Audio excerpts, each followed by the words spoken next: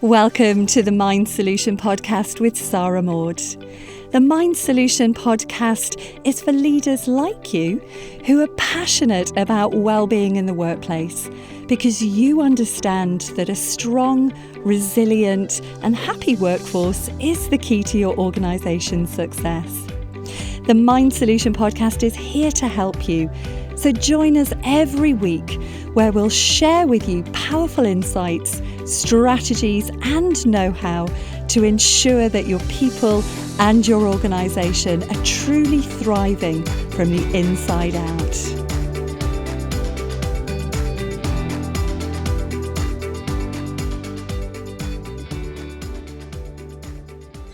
Hello and welcome to another episode from the Mind Solution, where it's an absolute joy and privilege to be joined today by Giles Croft. And Giles was a former psychology student and NHS surgeon and is now a writer, speaker, coach and trainer, working with both individuals and organisations alike to help them to understand that we all have innate health and well-being within us. So welcome, Giles. Joy to have you here. Hi, Sarah. Thanks for inviting me. Pleasure to be here. Pleasure, my absolute pleasure. And I've been following you for a little while and listening to some of your other conversations and podcasts. So I'm very, very, very happy that you've taken the time to humble us with your presence. But for anybody that not at all. For anybody that hasn't heard of you, Giles, I'd love you, because especially some of our listeners are in the US, they might not even know what the NHS is, National Health Service, by the way. I'd love you to just say a little bit about your background and what brought you to this place.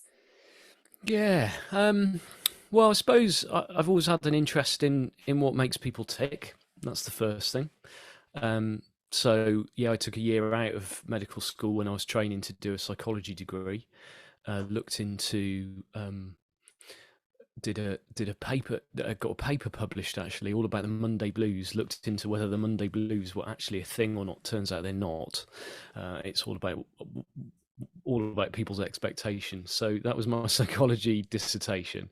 And then as a junior doctor, working in incredibly busy, overstretched environment, I was always very interested in the well-being of myself and my colleagues and patients alike, and really tried my best to change the system from the inside. So I suppose I radicalized a little bit. I became my local union rep in the trust and made HR's life a misery by always trying to get things done and get things changed.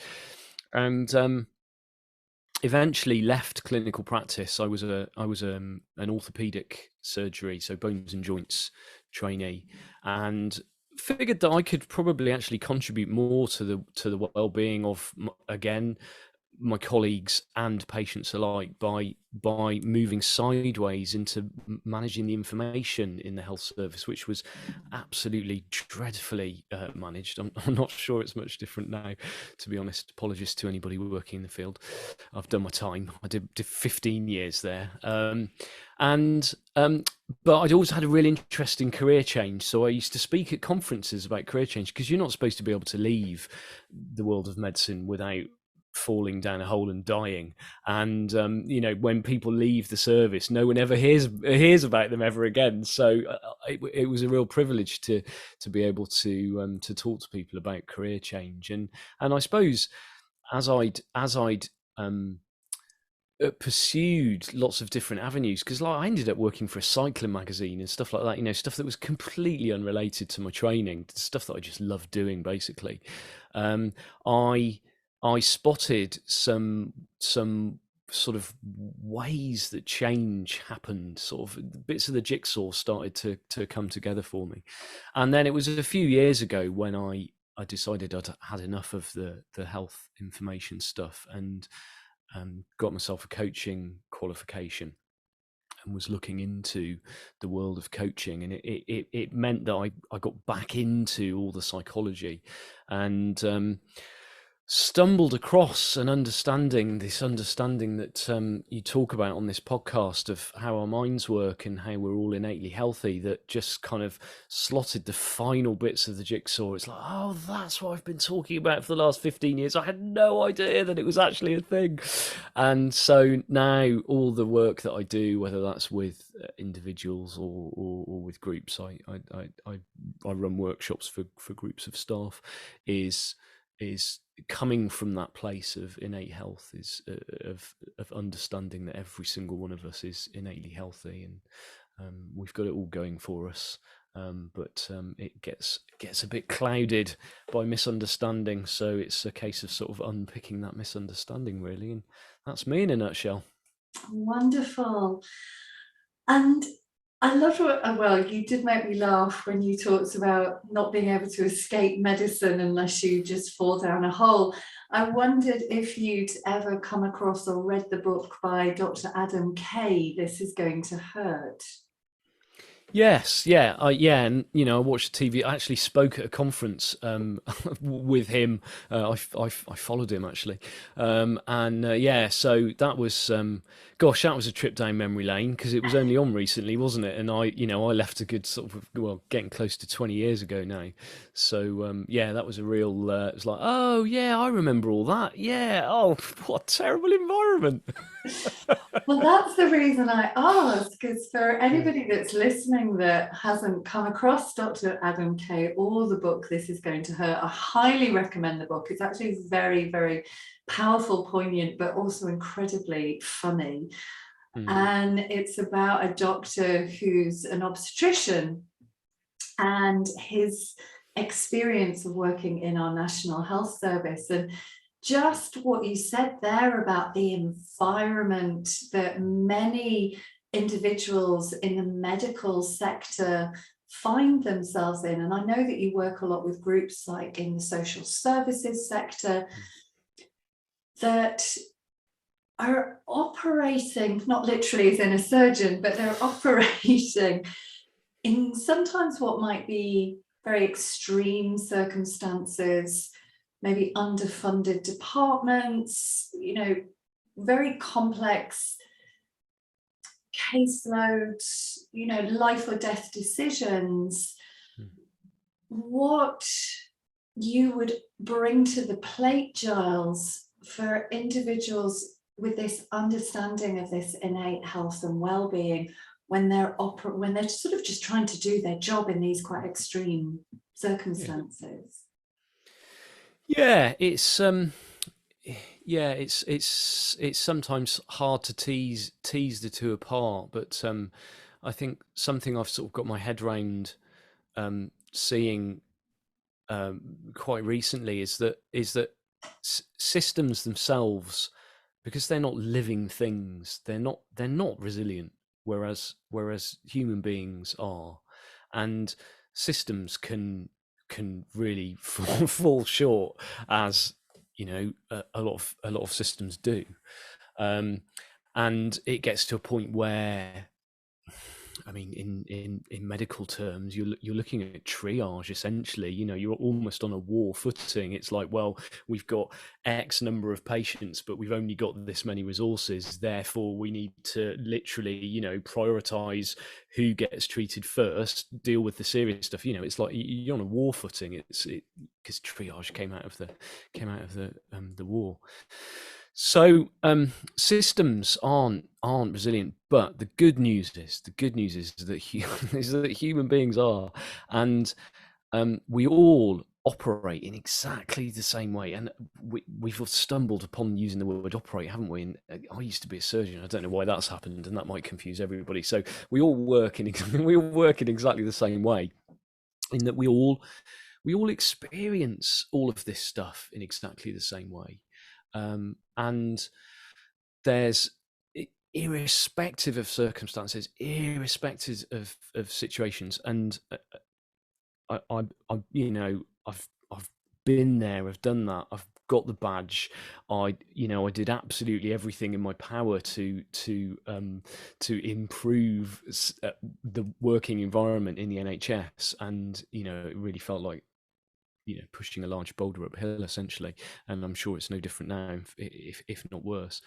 But from my experience with social services and working with social workers and care home managers, they're having an incredibly difficult time over the pandemic, is that they are working in systems that are underfunded, under-resourced, and there's too many things for them to do. There's just like literally not enough time in the day.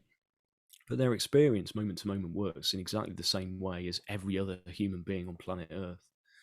And that's it's happening now. And it just like that one thing, like to see that you can only ever experience now, that's the only thing that you ever get from birth to death, is incredibly powerful in itself, because a lot of the suffering that we experience is because we're identified with our thoughts that are taking us away from what's actually real, what's under our noses right now, and we're dwelling in the future, or we're dwelling in the past. We're listening to a mind as it does its job of trying to predict the future, and it's absolutely rubbish at it, and really identifying with that, to the detriment of the actual experience of life, which kind of, irrespective of any circumstances or any situation, is just trundling along one moment after another. And to help people to see that is they find that liberating, and they get a lot out of it. And if you were working with an individual or a group of people, Giles, who were coming from an environment where, as you said, the system didn't really support efficiency, and we know that in the UK that systems, whether it be social services, whether it be the NHS, I mean, I was talking to the head of learning and development of a university last week, and she was saying that their whole HR system isn't even digitalized. And I nearly fell off my chair. I'm like, this is 2022. Why would you not have a digitalized HR system? So they have mountains of what could be quite unnecessary work if they had the right systems and processes in place.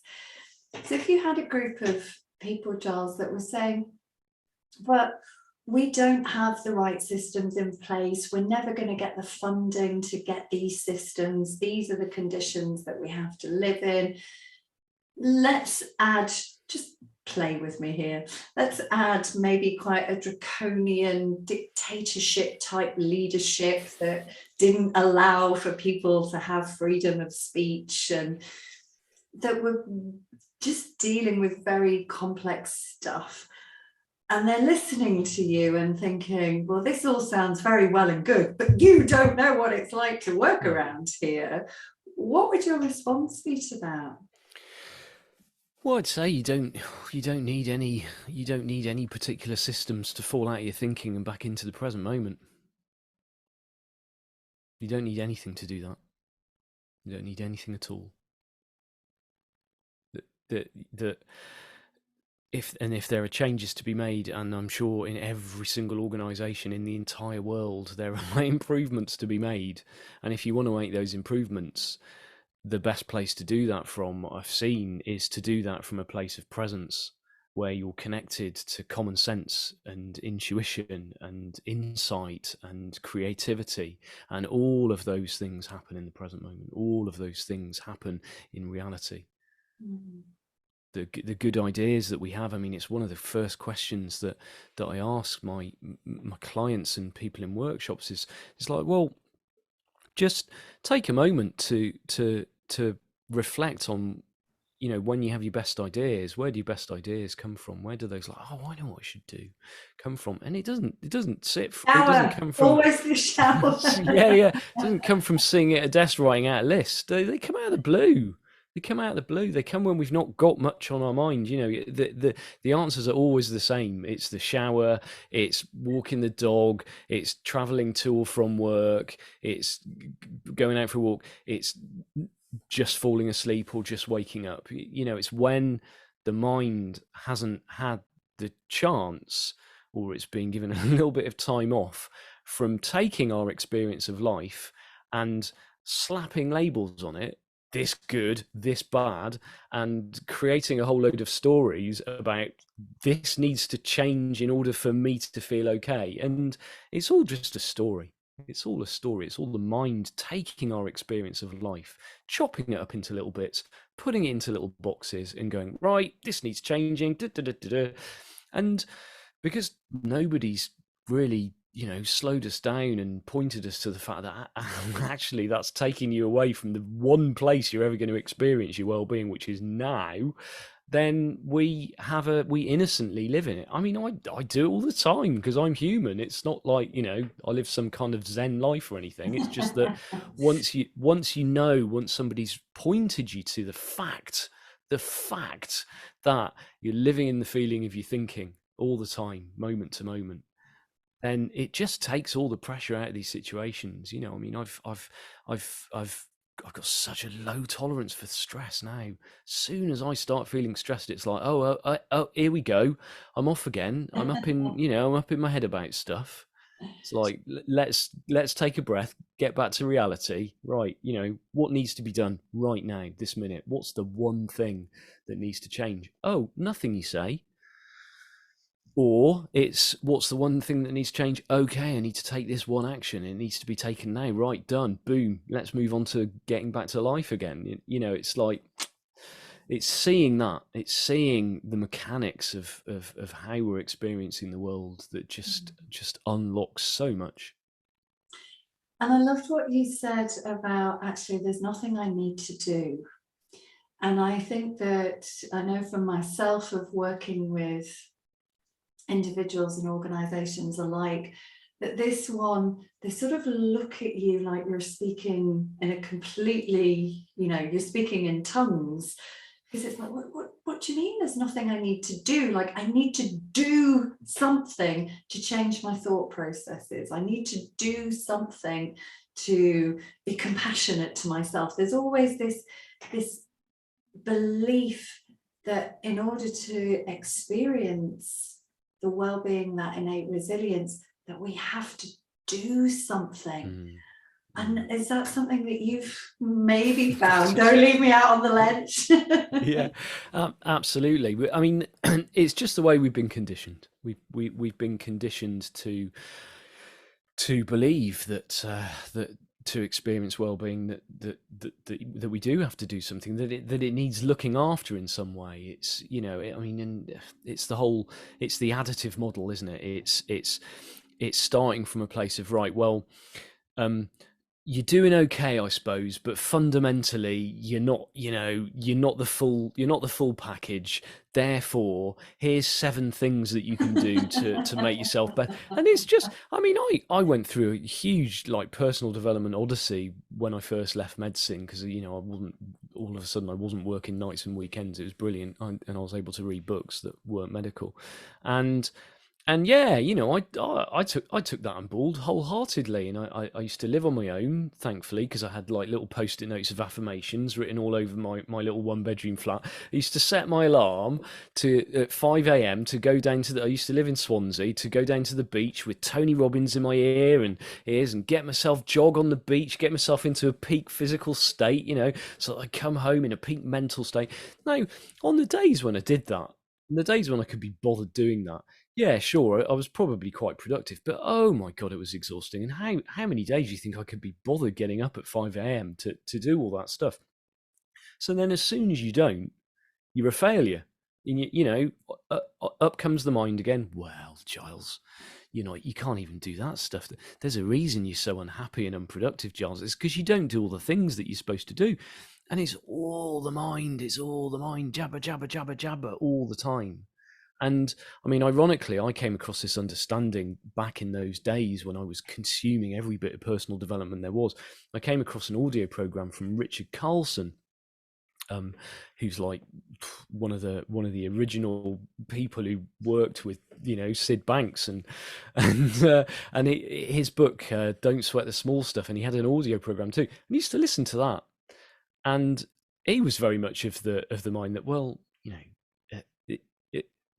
your thoughts are running away with you, and they're actually making matters worse. And if you can actually slow down and look around you and really appreciate the fact that you only ever experiencing the present moment, and it's only ever your mind that's going to take you away from that. I used to listen to that, and I used to think, maybe I'm making a bit of a big deal out of things here. Maybe I am taking it all a bit too seriously, and I'd feel better, I'd feel better enough to get back to going down to the beach at 5 o'clock in the morning. So, you know, it's like if somebody had just gently grabbed me by the shoulders and said, no, that's enough.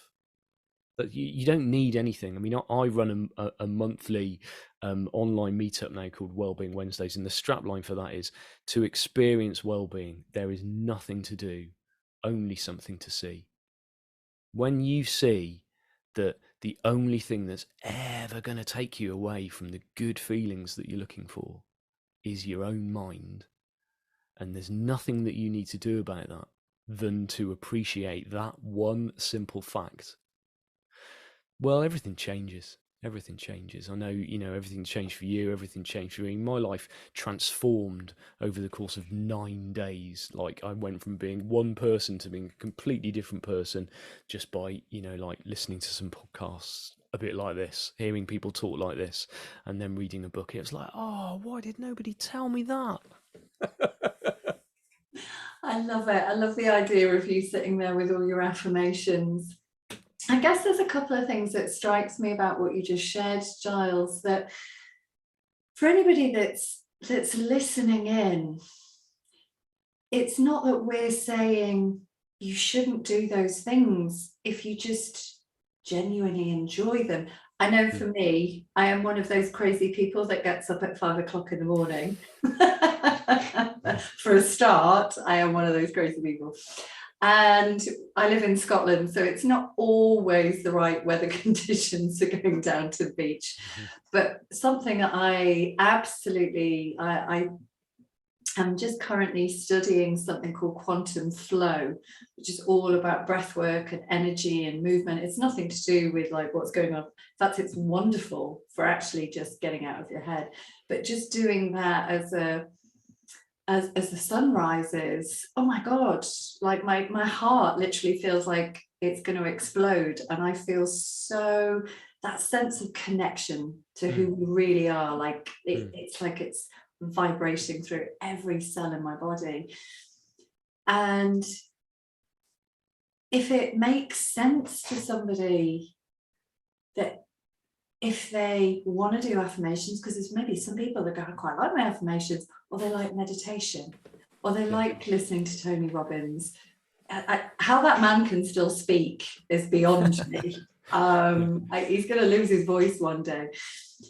I guess what we're saying is that we're not discouraging people if it makes sense and you enjoy it, but it's recognizing that we don't have to do that in order to experience innate well-being and resilience. Yeah, I suppose the delineation to make here is the difference between something being prescriptive and something being descriptive. What we're talking about is descriptive. I don't care what you do between you and me. You know, you can do whatever makes you happy. Do whatever you love to do. Personally, you know, I absolutely love walking out in nature, but it's not the nature that's giving me well-being. It's got nothing to do with the properties of nature, and it's got everything to do with the fact that well, for me personally, when I'm out in nature, which is about as real as it gets, and it hasn't got any of those kind of like human-made sharp edges, all the left brain stuff that we've created as humans, you know, when for me, it's very, very obvious when I'm out in nature, when I am up in my head. You know, it's like I'll be in a really good feeling with nothing on my mind, and I'll just be out walking, and then all of a sudden, I'll feel some tenseness. Now, when I'm out in nature, tenseness just seems like really alien, and so it's just very obvious to me. Oh, for a minute then, I'd let my mind start to wander about something, and it had maybe gone from that nice, free flowing, very natural, inspired, creative thinking. Because you go out walking, and your mind knows about the stuff that's on your calendar, and the situations that you want to change or deal with, or stuff that's looming. But it's very obvious to me when I've switched from that free flowing creative thinking into rumination and worry. And it's like it comes from the feeling. I can almost feel. I mean, one of the metaphors that I use is like the aperture of a camera. If anyone listening to this is old enough to have a proper camera with an actual aperture rather than just an iPhone, the aperture lets the light through, and when we're in that free flowing sort of almost like pure consciousness, pure thoughts, not really contaminated by our own personal egoic thinking, then everything just flows, and it feels good. To me, that's aperture wide open. There's loads of life coming through. Well, the feeling of our aperture closing and all of a sudden it's all about us, and our problems, and how we have to fix them. How the mind, and it doesn't like that, the mind, because it's like, oh no, I have to fix this problem, but I don't know how to fix this problem, and that's really stressful. And of course it is, because it's not the mind fixing these problems, it's life delivering the solutions to us, if we let it, when we're in that. It's been called all sorts of things over the years. It's like, you can call it wisdom, you can call it being in flow. It's like, look at any sports person or musical performer, and they'll all say, yeah, didn't really have much on my mind at all. I was just in flow. And I get it when I'm writing. I'd encourage all listeners to really examine, the next time that they're sort of really engrossed in some creative endeavor that they really love, is to just reflect on what's going on there. Reflect about whether their aperture feels wide open or whether it feels tightly shut, and sort of how much of themselves and their notion of self, and how much it feels like they're actually involved in that process. For me, if I'm sat writing an article for the magazine I write for, it's like there's very little Giles there at all. It's just the words are coming through me. I get to the end of it and I look back and I go, blooming heck, I couldn't have written that. That's too good. I don't take any credit for my writing when it comes to my writing. Yeah, well, I love writing. I love writing. Yeah. But it's so interesting what you said, because you're absolutely right about, there are times that I've gone down to the beach and I am so connected to life force that I literally feel like I could float into the sky. But then when somebody appears with two dogs, and the dogs are yapping away and barking and sniffing around my feet, and I'm like, I'm trying to get connected. And I know that I've just fallen out of the present moment. Well, and again, it's not, if we're being rigorous here in our logic, it's not even the dogs, it's your thinking about the dogs. Exactly. And I've been out. I mean, I remember having a terrible coaching session of my own once, and it just served to just get me up in my head completely. And I thought, right, I know the answer. I'm going to go out for a long walk. So I put my shoes on, put my boots on, and I went out for it, and it was gorgeous, and I didn't see anyone, and I didn't see any dogs, and I went to one of my favorite places, and I came back and I was still just as miserable as I was. So it's not nature that's doing it. It's not nature. It's this inbuilt homeostatic mechanism that we've got. It's the same process that balances our blood sugar after a meal. It's the same process that allows our eyes to dilate and constrict when we look into lights and things like that. It's the same process will balance our moods, will help us to fall out of our thinking and back into the present.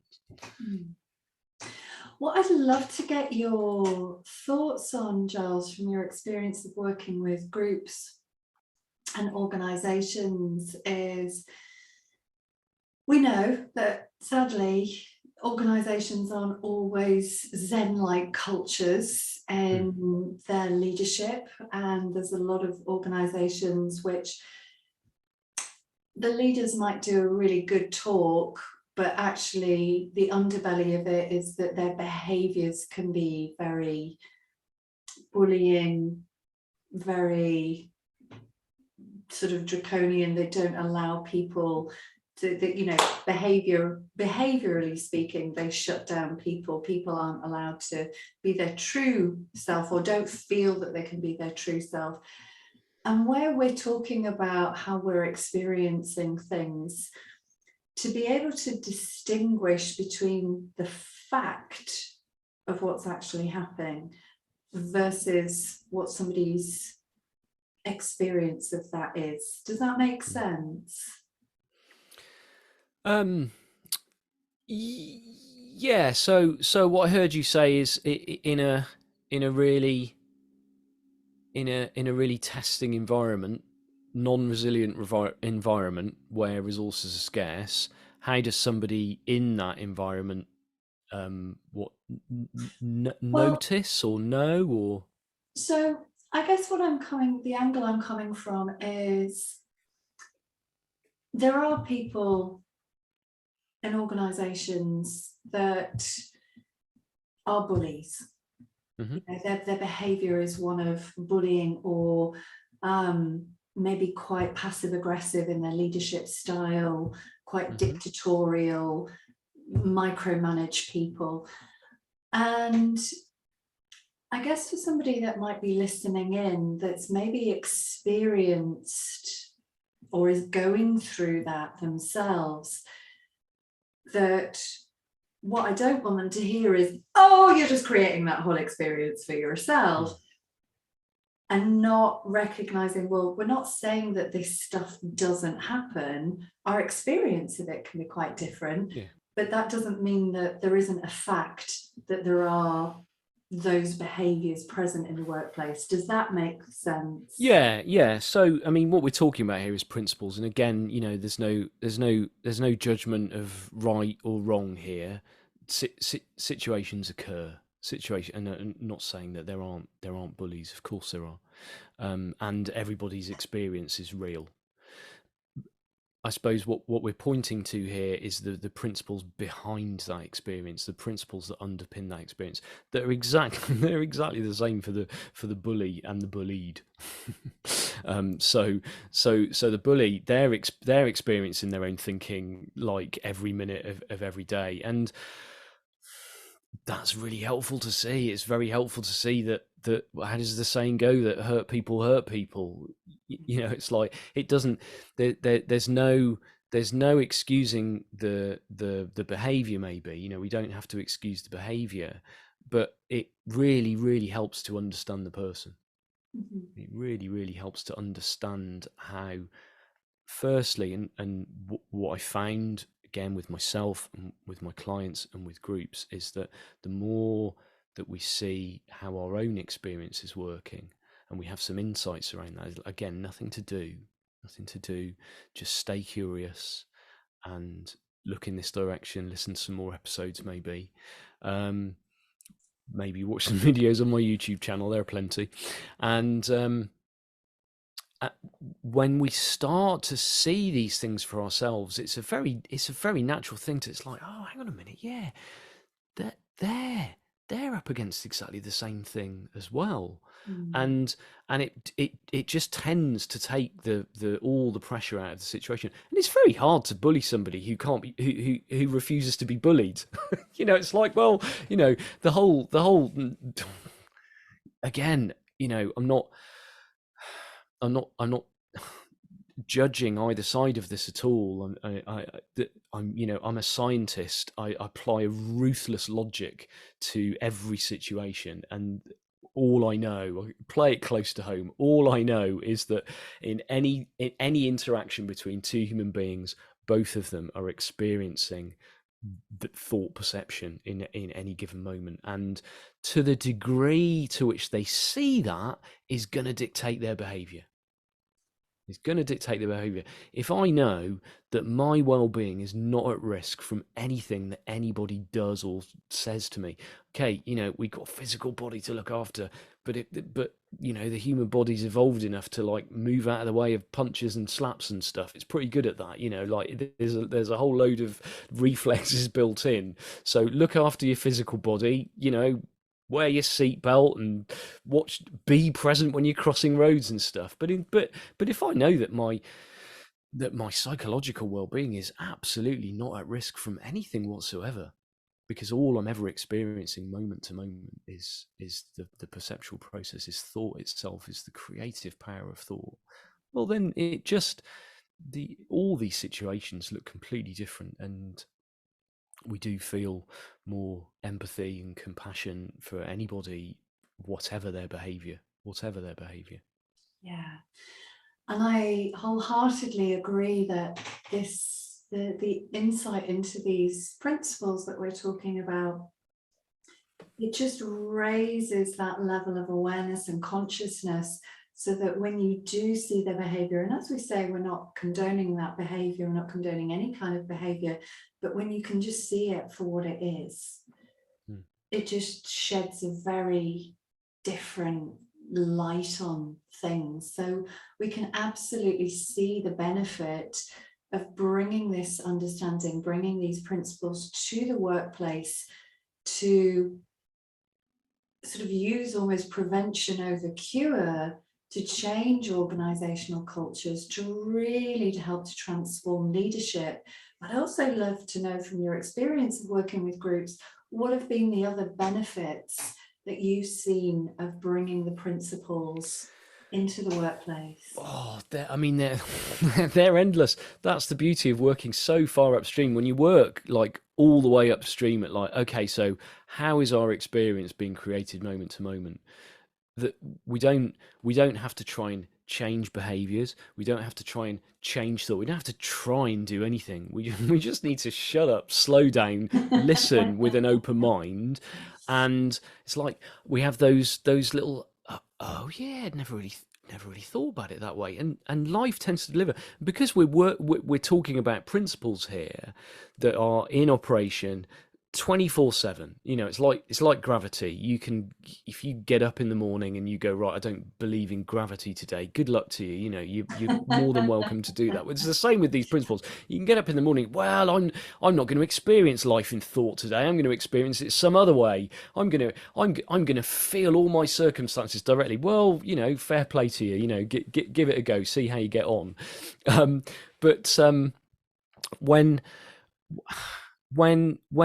when we've seen how our experience is being created, like just all the stuff downstream of that just tends to sort itself out. So I've had people on my workshops who, the big one for them is that they're sleeping better.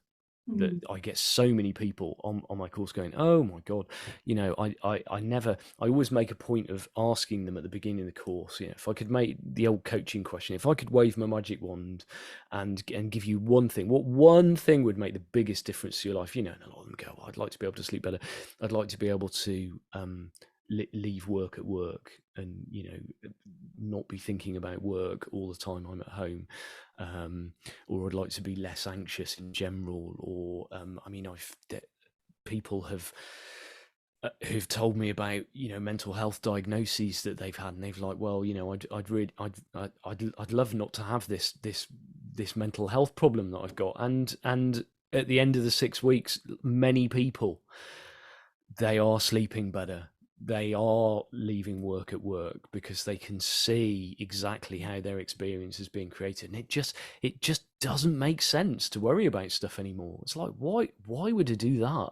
And it really happens on a really fundamental level. So I've had people say all sorts of things to me about things that have changed. I mean, I had someone phone me up after a session not all that long ago who'd had a string of mental health diagnoses, and said, it's just dawned on me that those were just labels, and there's actually nothing wrong with me at all, and all of the things that I've been told to try were coming from a place of, well, there's something wrong with you that's broken and we need to fix. And so all of the different things that we tried over the years were actually holding that in place. And I've suddenly realized that there's not actually anything wrong with me at all. And I'm perfectly mentally healthy in every moment that comes along. And I was just like, oh, what? That's just Oh, absolutely amazing. And wonderful. that came from, this isn't a course that's specifically about mental health at all. It's just pointing people in the direction of the principles that underpin their experience of life moment to moment. And it's beautiful and magical what happens for anybody who has Absolutely. insights around it. And I love what you say, because knowing and embodying these principles more and more myself every day, even as somebody that's worked for the last 10 years as a therapist, this is such a new perspective on mental health that's so far removed from what's taught to practitioners, taught to GPs, that it's like I always knew at some level that it could be easier than this. So when I stumbled upon the principles, it was like, oh, I literally felt like I found the secret to like the holy grail, and then thought, oh my goodness, I've spent a lot of money training in different things that I didn't Yeah. need to train in. But as the saying goes, when the student is ready, the teacher will appear. Yeah. And it's almost like when I'm working with groups, probably like you, it's like you put them into an elevator at ground zero, and imagine that the elevator is made of glass and they're going up and they're going up. Because at first, I don't know about you, I often find with groups that there's, even like it was with myself, there's a bit of head scratching that's going on. It's like, For sure. you're telling me that none of this exists. Yeah. Yeah, I know, I sound crazy, bear with me. But as you take them up that elevator and they start to see that landscape, they start to see the truth. It's like, wow, everything just that they thought about themselves and their beliefs and their ideas and identity, it just falls away, doesn't it? Yeah. It is beautiful. I feel like like the luckiest man on earth, like when I'm working with groups and I hear these little stories of change. And it's funny because you said, it's completely new. It's kind of not new. It's the opposite, really. It's like it's been around forever. It's been what's Every underpinning the universe. yeah, exactly, yeah. And humans were doing pretty well before somebody came along and invented psychology. Thanks very much. And you look to all the ancient wisdom. It's all true. It's all true. It's all pointing to exactly the same thing. You look at all of the ancient wise and like Taoism and Buddhism. I mean, here in the West, we're very, very sort of left hemisphere oriented, and whereas in the East there's a bit more awareness of that more right brain experience, the being rather than the doing. But yeah, it's very different because we've been literally conditioned. We exit the womb, and from the very first moment, it's almost like we come into the world knowing all this stuff. That's why babies are brilliant, aren't they? Look into the eyes of a baby, and it's like, oh, they've got it sorted. Look at that, and they're just experiencing pure consciousness. They've got no sense of self, and they're just like And they're so experiencing flexible. everything, and it's all and it's all just like this mush of activity, and they just like go from one moment to the next, and people changing their nappies for them and feeding them, which is where it all begins, isn't it? It's like, oh well, I need that thing from outside to help me, and then we slowly but surely, as life goes by, we get conditioned by our parents and our teachers and society to believe the lie that we need something outside of us to make us feel good. And we buy into that because why wouldn't we? It's everywhere. It's in, switch on the TV, go into a shop, bump into somebody and say, I'm not feeling great today. I'm not in a particularly good mood today. What's the first thing they say? Oh no, what's happened? Thereby reinforcing the illusion that it's circumstances that create our moods, where in reality it's the mood we're in, our level of consciousness in any given moment is going to create the reality that we experience. And Absolutely. I know that sounds weird, but stay like if you're listening and you're like, oh my God, he's lost me. If you're listening, stay curious, because honestly, this is nothing about having to understand or get anything, or it's got nothing to do with education or background or history or anything like that. This is just the way that all human beings operate. And the more you look in this direction, the more likely it is that life will deliver an insight to you, like something really, really normal will be going on in your life, and all of a sudden you'll go, oh, that's what they were talking about in that podcast. And then it's like a little switch will click and you'll go, oh yeah, gosh, yeah. And whether that happens in like one big thing, for me it was like pretty big, or more often it's just like these little incremental falling away of bits of understanding that happen over time, and we get deeper and deeper, we get closer and closer to who we really are, and closer to the truth of how we experience the world. And honestly, life just gets easier.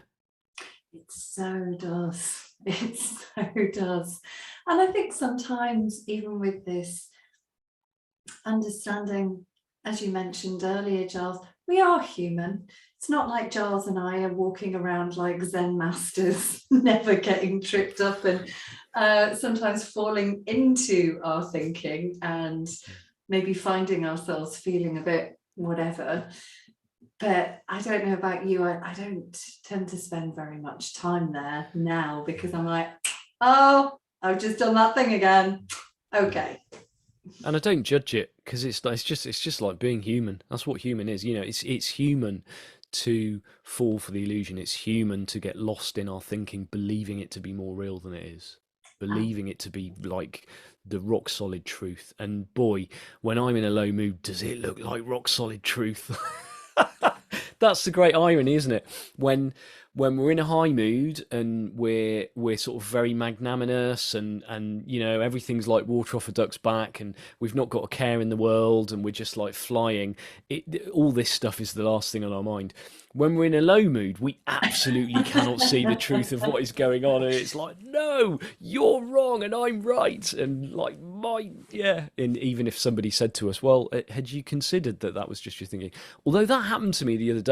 My daughter, who's 8, she's been around this understanding since the age of 5, and she calls me out on it now. I mean, I lost my rag the other day just because of some stupid scheduling error I'd made. Twice I made the same error twice, and I was ranting and raving to myself. And she came upstairs and she said, Dad, don't you teach people about this stuff? Don't you teach people about this stuff?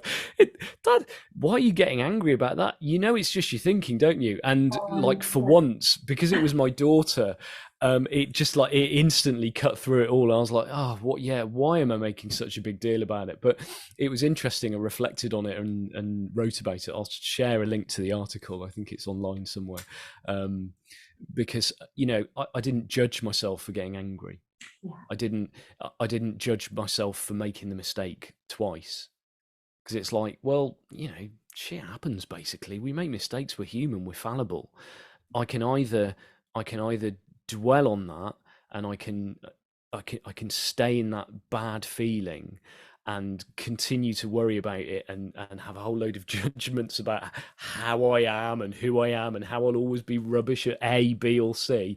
Or I can just get over it and let it go, and wait for wisdom to reappear. And it did. As soon as my daughter said that and I fell out of my angry mood, I was like, right, what do I need to do? Okay, I need to get in touch with that client, and I need to tell them that I've made this scheduling error. Whereas previously I'd have probably spent like literally hours beating myself up and procrastinating on actually taking the action that I needed to take, which was to get in touch with the client, thereby making the whole situation much worse.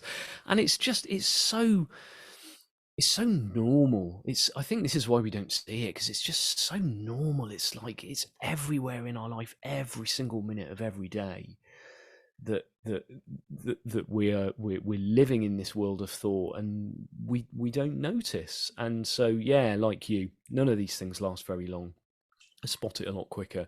I fall out of it. I don't hold on to my thinking at all. I let it pass on through, and before you know it, I've moved on. There's that brilliant Ted Lasso. Don't know if you've watched Ted Lasso on Apple TV. It says the happiest animal on the planet Earth is a goldfish because it's got like a 5 second memory.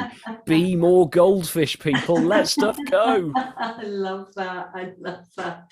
I thought it was 2 second memory. Is it not 2 Oh, is it two? seconds? Oh, right. Well, it might even be two. Yeah. But there's something for us to learn there. Be more. We've got this superpower as human beings, the ability to forget. Like that's an unrated superpower. We have the ability to forget. We can just move on and reinvent ourselves in any moment that comes along, essentially. Absolutely, absolutely. Well, that feels a wonderful, wonderful place to leave it, Giles. So if there are any individuals or organizations that are keen to explore things with you further, what's the best way of getting in touch with you, Giles? Head over to my website, gilespcroft.com. Everything that you need to know is over there, really, and all links to social media. I spend time on Facebook and Twitter and LinkedIn, so all links to that are on my website. That's gilespcroft.com. I've got a YouTube channel as well that's got loads of free resources on it. Well, I will be quite happy to go and check some of those out myself. Thank you so much for your time, Giles. If you want to stay on for one more second, and I'm just going to say thank you to everybody that's tuning into this episode. We absolutely trust that it has given you not food for thought, but it has allowed some space for that insight to emerge within you. So until next time, goodbye from us. Bye-bye.